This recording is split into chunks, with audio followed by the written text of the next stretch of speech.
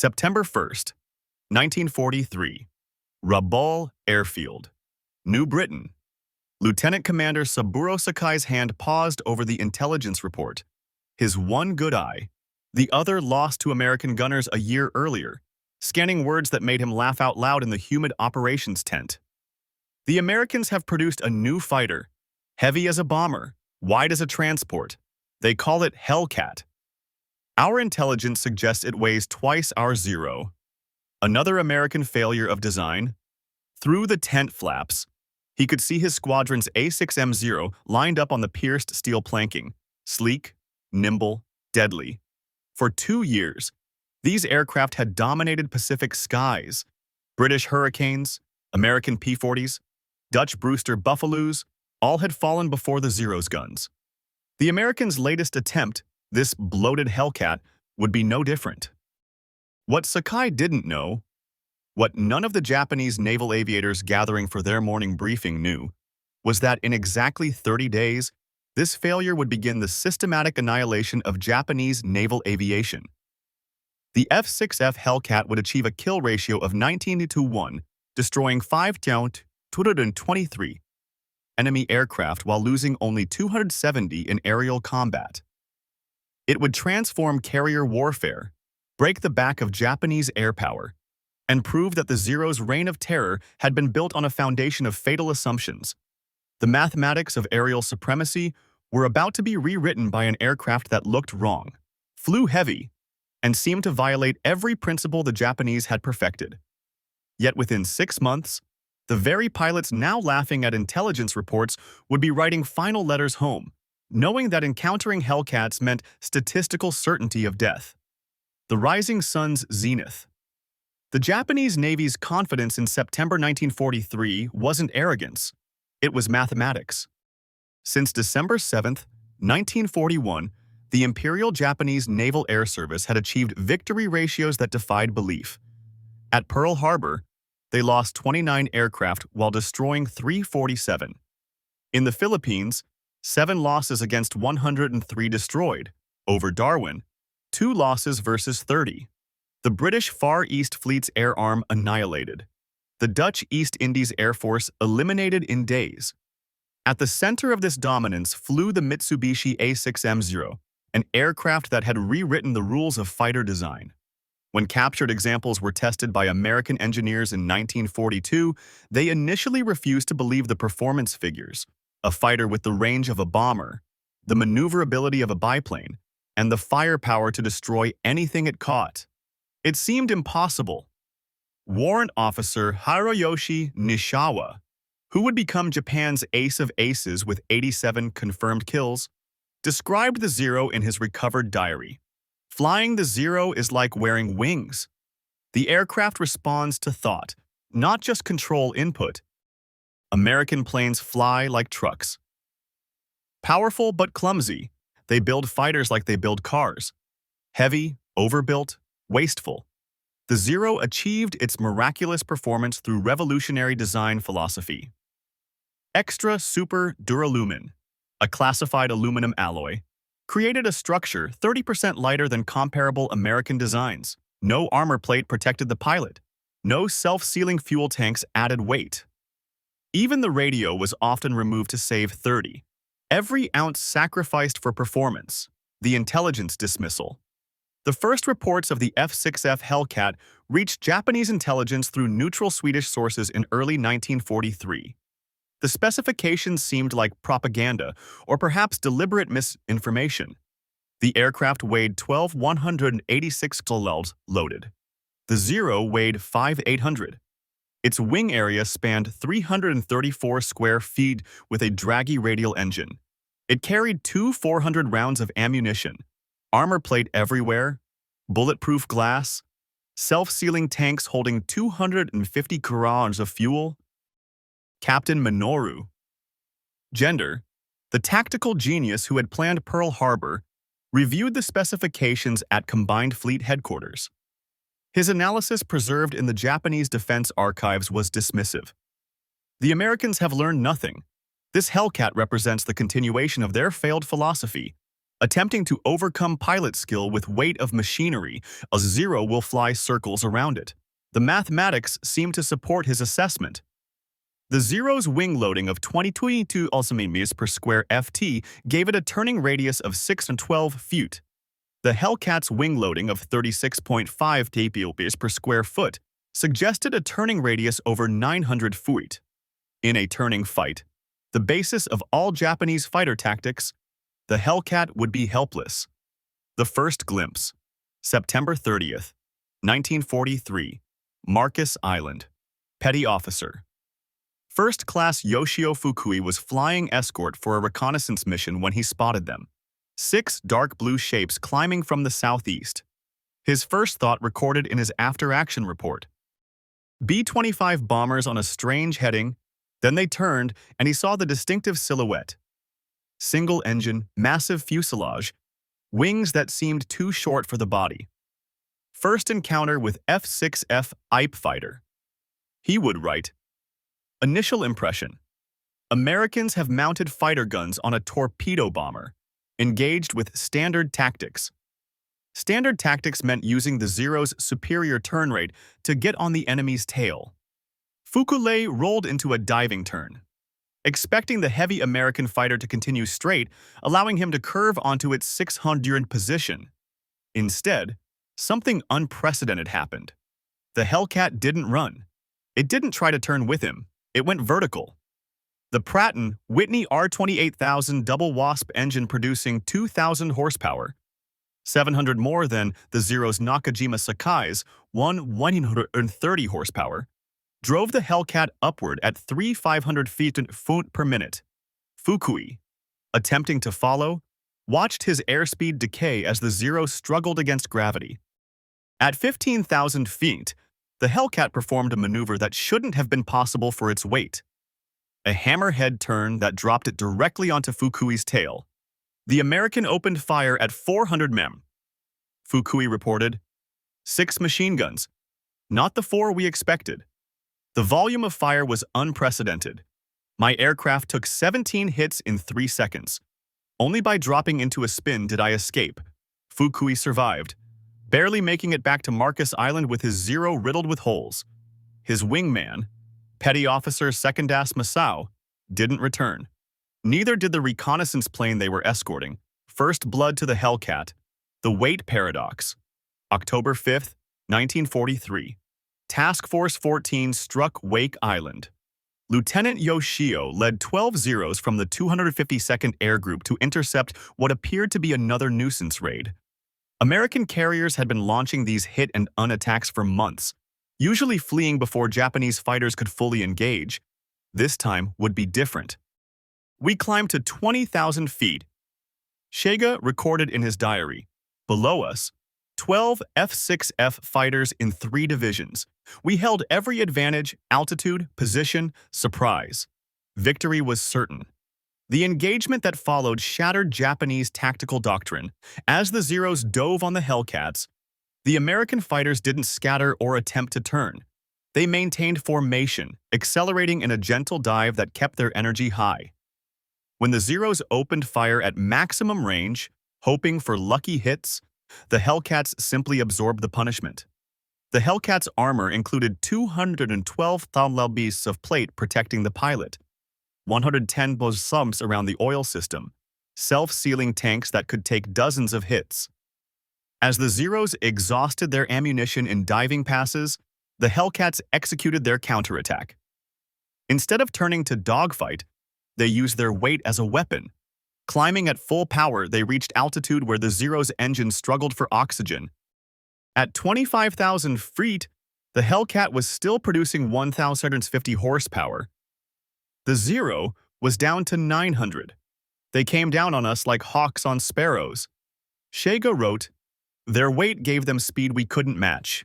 They would dive, fire those 6 terrible guns, then climb away before we could react. 8 Zeros were shot down. No Hellcats were lost. The Marianas Turkey Shoot Prophecy. November 11th, 1943, Rabaul. The assembled pilots of the 204th Air Group listened as Lieutenant Commander Taiyo Tanamizu briefed them on American tactics. Tanamizu, with 32 victories, was one of the few pilots who had survived multiple encounters with Hellcats. "Forget everything you know about air combat," he told them. "The Americans have changed the rules. They no longer fight our fight. They fight like executioners, not warriors." Tanamizu explained what Japanese pilots were slowly, fatally learning. The Hellcat wasn't designed to outturn the Zero. It was designed to never need to. Using a combat doctrine called energy fighting, Hellcat pilots maintained speed and altitude, converting potential energy to kinetic energy in slashing attacks that gave Zero pilots no chance to use their superior maneuverability. "They work in pairs," Tanamizu continued. "One high, one low. While you engage one, the other is already diving on you. Their radios, which we laughed at for adding weight, let them coordinate perfectly. We fly as individual samurai. They fight as a machine. The technology gulf." December 1943, TR Lagoon. Commander Mitsuo Fuida, who had led the Pearl Harbor attack, now served as Air Operations Officer for the combined fleet. His inspection of damaged Zeros returning from encounters with Hellcats revealed the growing technology gap. The disparity in firepower was mathematical. The Hellcat's 6 Browning M2 machine guns fired 750 rounds per minute each, 500 rounds per minute total. Each 50 caliber bullet weighed 46 and traveled at 2 to 900 feet SARS, delivering 3,500 feet 1 foot lb of energy. The Zero's 27.7 mm machine guns fired projectiles weighing 11 grm at 2,300 feet per 750 feet lb of energy. More disturbing were the reports of American radar-guided fighter direction. While Japanese pilots still relied on eyesight to spot enemies, Hellcat pilots were guided to their targets by shipboard radar controllers who could see Japanese aircraft from 50 miles away. Lieutenant Sadamu Kumachi described his first radar-directed interception. "We were climbing through clouds when they hit us. No warning, no visual contact. Hellcats diving from above. Exactly on our heading, perfectly positioned. They knew where we were, our altitude, our course. We were blind men fighting those who could see in the dark." The pilot equation, January 1944. The Japanese pilot crisis was becoming catastrophic. The pre-war Imperial Navy pilot training program had been the world's most demanding. Training took 3 years with pilots entering combat with 700 flight hours. Army pilots received 500 hours minimum. They were artists of aerial combat trained in aerobatics, gunnery, and the spiritual philosophy of air fighting. By early 1944, Japanese naval pilots were entering combat with 300 hours of flight time. Army pilots with 200. Fuel shortages meant most training was done in gliders. Gunnery practice was limited to 50 rounds per pilot. Formation flying, instrument flight, radio procedures, all eliminated to rush pilots to the front. Meanwhile, American pilots were arriving with 300 hours minimum, including 50 hours in type. They had fired thousands of practice rounds, practiced carrier landings until they were automatic, learned energy tactics in safety over Texas airfields. Lieutenant Commander Yoshihiro Hashimoto, training officer at Kasumigara Naval Air Station, wrote in his final report, "We are sending children to fight professionals." Yesterday, Ensign Yamamoto arrived at the front. He had never fired his guns in flight. "We have no ammunition for practice." He had never flown at night. "We have no fuel for such training." He lasted 7 minutes in his first combat. The Formosa Revelation, October 12th to 16th, 1944. The Battle of Formosa. Vice Admiral Shagaru Fukuome, commander of the 2nd Air Fleet, committed everything to stop the American carrier raids on Formosa. Over 700 aircraft, including the last trained pilots from the homeland training squadrons. The Japanese claimed spectacular victory. 26 carriers and battleships sunk, 300 aircraft destroyed.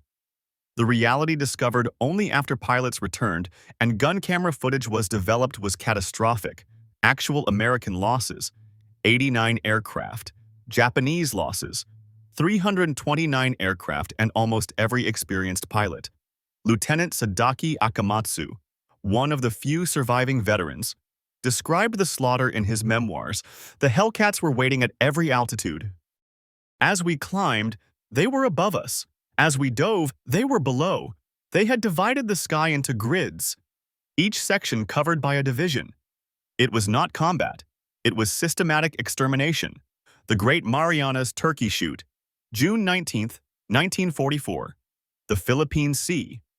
The Japanese Navy committed its reconstituted carrier force to Operation Ago, the decisive battle that would destroy American carrier power in the Pacific. 9 carriers, 450 aircraft, their best remaining pilots, against them. Task Force 58, with 15 carriers and 956 aircraft. 450 of them F6F Hellcats. Admiral Saburo Ozawa launched his strikes in 4 waves, confident that Japanese pilot skill and the Zero's range advantage would prevail. The first wave of 69 aircraft launched at Ozawa 30. American radar detected them at 150 mi. Hellcats were vetoed for interception with perfect positioning, altitude advantage, sun at their backs, approaching from the Japanese blind spots. Lieutenant Zenji Arbe, leading the fighter escort, saw the Hellcats minutes before engagement. They were stacked from 20,000 to 30,000 feet, at least 60 of them, waiting like a steel curtain. We were at 18,000 feet. Every advantage was theirs. The engagement lasted 12 minutes. Of 69 Japanese aircraft, 42 were shot down. Commander David McCampbell, CAG of Air Group 15, shot down 7 aircraft in that single day. His wingman, Lieutenant Roy Rushing, got 6. The Zeros tried to turn with us, McCampbell reported. We simply refused. We'd make a high side run, shoot one down, zoom climb back to altitude. They'd try to follow, stall out, and another Hellcat would pick them off. By day's end, the Japanese had lost 346 carrier aircraft, plus 50 land-based aircraft. American losses: 30 aircraft from all causes. American pilots in their ready rooms that evening coined the term turkey shoot. The enemy aircraft had been as helpless as game birds. The Lee Gulf record, October 24, 1944. The Battle of Leyte Gulf. Commander David McCampbell would set his single mission record during this battle, leading 7 Hellcats from Essex. He intercepted a force of 60 Japanese aircraft heading for the American fleet. In the ensuing 90-minute battle, McCampbell shot down 9 aircraft, 5 Zeros, and 4 bombers, while his wingman, Roy Rushing, destroyed 6 more. I ran out of ammunition after the 9th kill, McCampbell recorded. The Hellcat performed flawlessly throughout, not a single hit on my aircraft despite being outnumbered 8-1. This engagement demonstrated the complete reversal of air superiority. 7 Hellcats had routed 60 Japanese aircraft, destroying 15 without loss. McCampbell's 2 ace-in-a-day performances, 7 kills on June 19th and 9 on October 24th, earned him the Medal of Honor and Navy Cross. The psychological collapse. The aftermath of the Philippine Sea and Leyte Gulf battles produced what Japanese military psychologists later termed Hellcat psychosis among surviving pilots. Admiral Ozawa, in his after-action report, wrote, "The enemy's radar-guided fighter direction achieved something we thought impossible: the industrialization of air-to combat. Each Hellcat was not an individual fighter but a component in a vast machine. Our pilots, no matter how skilled, were engaging not planes but a system. The pilot shortage became so acute that by early 1945, training was reduced to 40 to 50 hours for Navy pilots, 60 to 70 hours for Army pilots. Kamikaze pilots received only 40 to 50 hours total, approximately 7 days of training." The Okinawa Apocalypse, April to June 1945. Operation Iceberg. The Japanese launched 900 kamikaze sorties against the American fleet off Okinawa. The Hellcat became not just a fighter, but a defender against the desperation of suicide attacks. Lieutenant Eugene Valencia, leading his Flying Circus division of Hellcats, shot down 23 Japanese aircraft during the campaign. His tactical innovations using divisions of 4 aircraft in coordinated attacks made traditional Japanese tactics suicidal. "We developed what we called the mowing machine," Valencia explained. Four Hellcats in line of breast, separated by 100 yards, would sweep through Japanese formations at high speed. Each pilot covered his sector. We'd make one pass, climb back to altitude, and repeat. The mathematics of the Okinawa campaign were stark. Hellcats flew 38-038 combat sorties, claiming 351 victories against 249 losses, a 9.51 ratio. More significantly, they prevented approximately 80% of kamikaze aircraft from reaching their targets. The technology chasm. By 1945, the technological gap had become unbridgeable. The F6F Hellcat incorporated improvements that made it even deadlier. Water injection boosting power to 2,200 horsepower, zero-length rocket launchers, improved armor, and the K-14 computing gun sight that calculated deflection automatically. Lieutenant Commander Saburo Sakai, Japan's legendary ace with 28 official victories, though modern historians estimate closer to 15 encountered Hellcats for the first time in June 1944. Despite his skill and experience, he was nearly killed in his first engagement. "I performed my best aerobatics," he wrote in his autobiography. "Loops, rolls, splits, every maneuver I had perfected over 200 combats. The Hellcat followed easily, almost casually. I survived only because the American pilot made an error.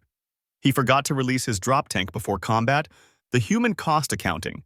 By war's end, the F6F Hellcat had destroyed 223 enemy aircraft in aerial combat, lost 270 aircraft to enemy fighters, achieved a 19.321 kill ratio, produced 305 U.S. Navy aces, accounted for 75% of all Navy air-to-air victories. The human cost for Japan was catastrophic. Of the 18,000 naval aviators who had started the war, fewer than 100 combat-experienced pilots remained by August 1945. The kamikaze equation.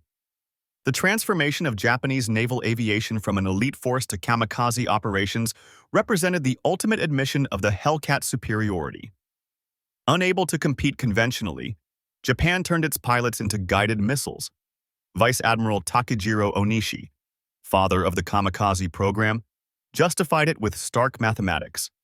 If a Zero attacks a carrier conventionally, probability of success is near zero. The Hellcats will destroy it. If the Zero becomes a bomb, probability of hitting increases to 30%. The pilot dies either way. At least as a kamikaze, his death has meaning. On October 25, 1944, Hiroyoshi Nishiyawa escorted the first official kamikaze mission led by Lieutenant Yukio Seki, claiming his 86th and 87th victories. 2 F6F Hellcats in the process. The next day, October 26, 1944, Nishiyawa died as a passenger aboard a transport shot down by Hellcats from VF-14.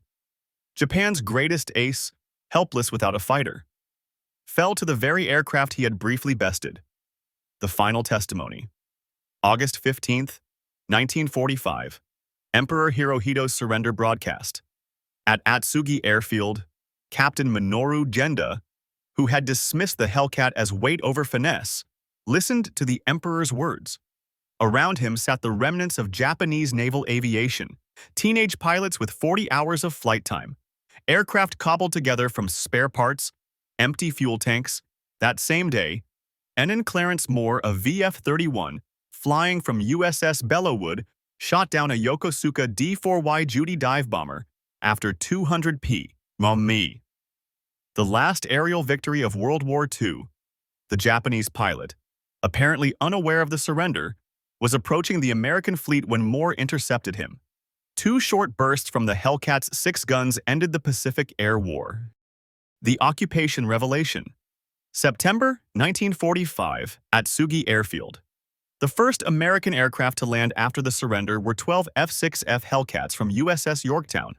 Japanese pilots, mechanics, and ground crew lined the runway to see their tormentor up close. American pilot Lieutenant Robert Vasu, ace with 19 victories, demonstrated the Hellcat's capabilities to Japanese pilots. His casual aerobatics, Loops, rolls, and climbs that would have torn a Zero apart left them speechless. "You have to understand," Vatu told them through an interpreter. "This isn't even pushing it. In combat with water injection, it's 20% more powerful. The plane is stressed for 13 Gs. I've never managed to break one." The engineering postmortem. Japanese engineers studying captured Hellcats after the war discovered the true extent of American industrial superiority. The Pratt & Whitney R28000 engine contained 284 precision-machined parts, each interchangeable with any other R28000 engine. The Nakajima Sakai required hand-fitting of components. No two engines were exactly alike. Professor Jiro Horikoshi, designer of the Zero, studied the Hellcat extensively after the war. His conclusion was devastating. "We designed an aircraft for 1941. They designed an aircraft system for 1945. While we were perfecting the sword, they were building the industrial age. The production miracle." German's production of the Hellcat itself became a weapon. The Bethpage, New York factory operated 24 hours a day, 7 days a week. At peak production, a new Hellcat rolled off the assembly line every 60 minutes. The company produced 275 Hellcats in 30 months, a feat the Japanese couldn't comprehend. In 1944, Japan produced 5 100 fighters of all types. America produced 35,000 fighters that year alone. The production system included innovations that seemed impossible to Japanese observers. Workers using color-coded instructions to assemble complex components. Shifts operating around the clock. Quality maintaining despite speed. The strategic revolution. The Hellcat didn't just win battles. It revolutionized naval warfare. Pre-war doctrine assumed carriers were vulnerable platforms that needed to strike first to survive. The Hellcat inverted this.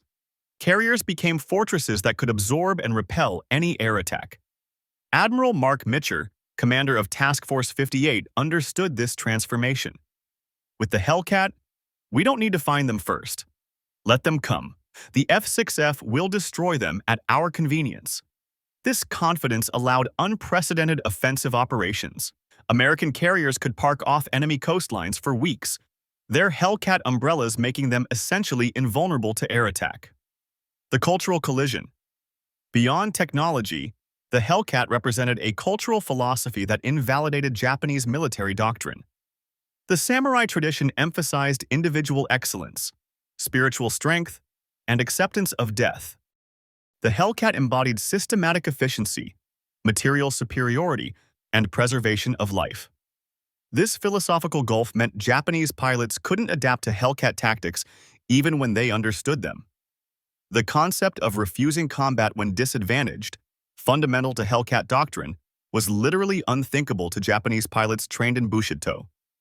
The judgment of history. In 1962, the United States Navy held a symposium on Pacific War aviation. American and Japanese veterans gathered to discuss the conflict with historical perspective. Captain David McCampbell, the Navy's ace of aces with 34 victories, stated simply, "The Hellcat won the Pacific Air War, period. It destroyed Japanese aviation and made our victory inevitable." Commander Saburo Sakai responded, "The Zero was a superior fighter. The Hellcat was a superior weapon system. We never understood the difference until too late. We brought swords to a gunfight and wondered why we lost. The ultimate reckoning." The Hellcat's dominance can be reduced to simple mathematics that tell a profound story. Kill ratio 19, 1 overall. 13, 1, specifically against Zeros.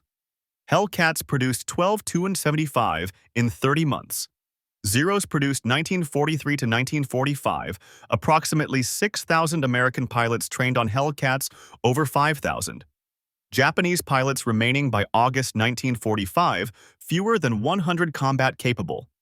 Admiral Saburo Ozawa, who had commanded the Japanese fleet at Philippine Sea, provided perhaps the most honest assessment. "We laughed at the Hellcat because we didn't understand it represented not just an aircraft, but an entire civilization's approach to war. By the time we stopped laughing, our air forces had ceased to exist." The last word, Lieutenant Commander Saburo Sakai, lived until 2000. In his final interview, he was asked about the Hellcat. His response captured the totality of its dominance. The Zero made Japan a great naval power. The Hellcat made Japan realize it was never as great as it believed. We thought we were samurai. The Hellcat showed us we were just men with outdated weapons facing the future. Every Japanese pilot who survived the war survived because a Hellcat pilot chose to let them live.